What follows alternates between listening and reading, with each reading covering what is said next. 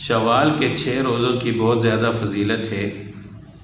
آپ صلی اللہ علیہ وسلم کا ارشاد ہے کہ جس شخص نے رمضان المبارک کے روزے رکھے پھر اس کے بعد شوال کے 6 روزے رکھے تو گویا کہ اس نے پوری زندگی روزے رکھے۔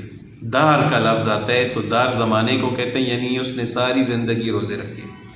اور بعض حضرات دہر کا معنی سال بھی کرتے ہیں کہ یعنی اس نے پورا سال روزے رکھے۔ اب 6 روزے سال کے روزوں کے برابر کیسے ہوتے ہیں؟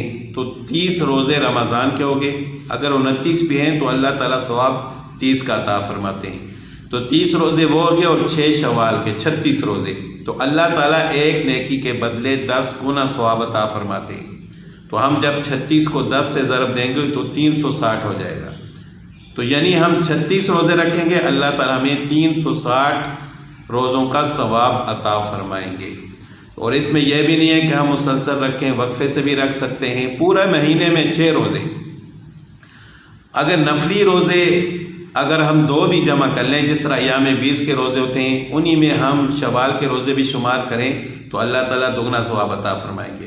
لیکن قضا روزے اور نفل روزے کو جمع نہیں کر سکتے، یعنی ایسا نہیں ہو سکتا کہ اگر کسی شخص نے رمضان کے مہینے بیماری کی وجہ سے نہیں رکھے یا سفر کی وجہ سے نہیں رکھے تو بعد میں اس نے قضا کرنی ہے تو ساتھ یہ نیت بھی کر لے کہ یہ شوال کے 6 روزے بھی میں رکھ رہا ہوں اور ساتھ قضا بھی کر رہا ہوں، تو ایسا نہیں ہو سکتا، کیونکہ قضا روزے رکھنا واجب ہوتا ہے اور شوال کے 6 روزے نفل ہیں۔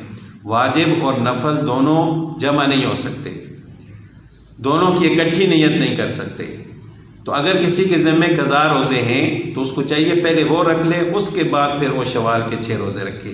ہاں اگر دونوں نفل ہوں تو پھر جمع ہو سکتے ہیں، جس طرح ایام 20 ہر مہینے اسلامی مہینے کی 13، 14 اور 15 تاریخ کو روزہ رکھنا سنت ہے اور یہ روزے نفل ہیں، تو یہ شوال کے 6 روزے بھی نفل ہیں۔ تو اسی طرح اگر کوئی شخص ایام 20 کے 3 روزے رکھتا ہے، انہی میں شوال کے 6 روزوں کی نیت بھی کر لے، یعنی 3 وہ ہو جائیں گے اور 3 اس کے علاوہ رکھ لے، تو اس طرح اللہ تعالیٰ اس کو دگنا ثواب عطا فرمائیں گے، کیونکہ دونوں کی حیثیت نفل کی ہے۔